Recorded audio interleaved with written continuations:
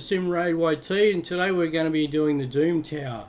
Before we go into the Doom Tower, we'll just check out the Great Hall so you can see what levels I'm at on the Great Hall, so you can see what I can achieve, what levels in the game. As you can see, I've put a lot of effort into the Void at this stage and for the accuracy on the Void, but we're building yellows as we go along.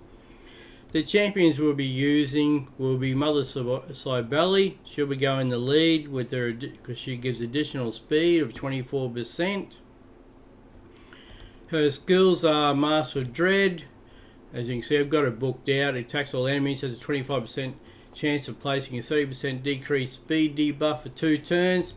Her Soul Shepherd places a Revive on Death buff and a 60% increased defense buff on allies for 2 turns. And Uncanny Transfer. This will give her, if she has more health than another champion on your team, you can do the swap over and swap their health across.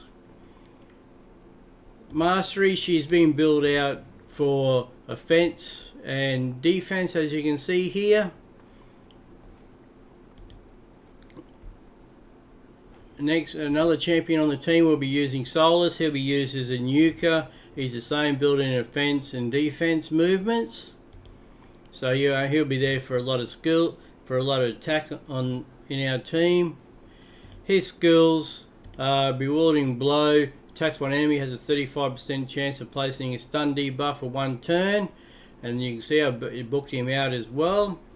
Attacks all enemies on his Reign of Terror, increases the duration of all debuffs on each target by 1 turn. Then places a Provoke debuff on all enemies for 1 turn, places a shield buff on this champion for 2 turns equals to 30% of the damage inflicted. Damage increases by 10% for each debuff on the target. Wave of Despair. Attacks 3 times at random. Each hit has a 75% chance to remove all buffs. Also places Provoke debuff for 1 turn if a buff was removed by this skill. The Provoke debuff cannot be resisted, and then his aura won't matter because he's not in the lead anyway. Another champion on the team will be Madame Ceres.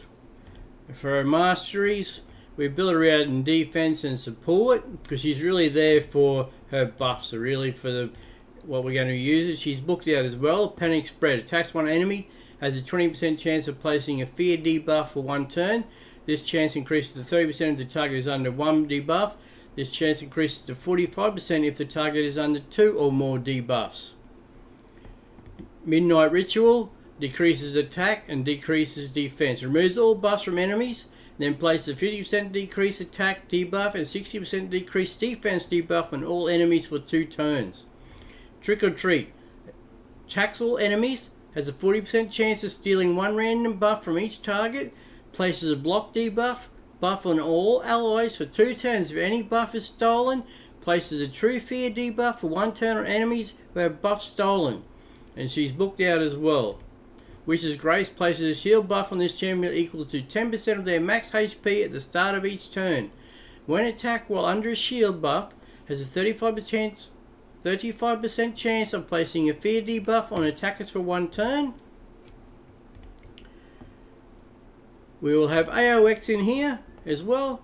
His masteries, he's put in some offense and support because he's there to heal and give health to our other champions. Attacks 1 enemy 2 times. Each hit has a 10% chance of placing a 5% poison debuff for 2 turns. Places a 50% decreased attack debuff on all enemies for 2 turns.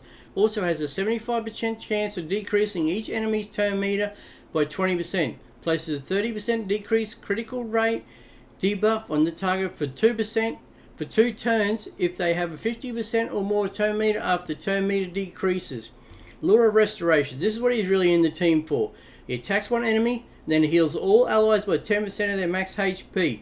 Heals each ally by an extra 2.5% for each debuff on the target, and I have him booked out as well. And then increases the duration of 2 random debuffs on the attacker by 1 turn when attack occurs once per hit. As you can see here, we have him up.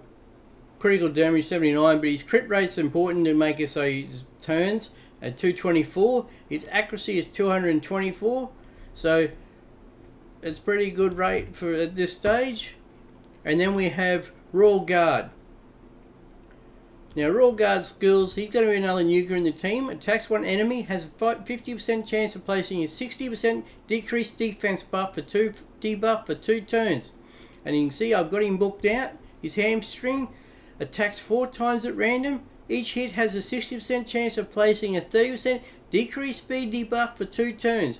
Each hit also has a 60% chance of decreasing the target's turn meter by 25%. But this is his most important one, is his takedown. Attacks all enemies, damage increases according to the enemy max HP. And you can see I've got the additional books on here. His masteries, he is set up under offense to give the additional attack and some support.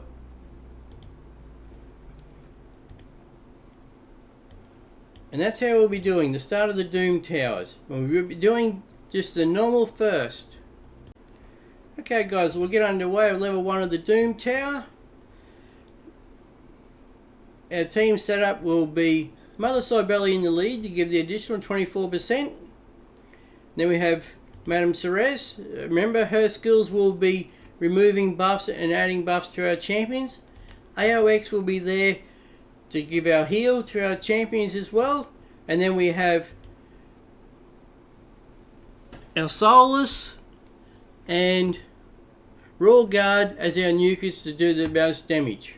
So we'll get straight underway. So, Mother Cybele leaves off. Her speed gives the additional speed to all the other members as well as our team.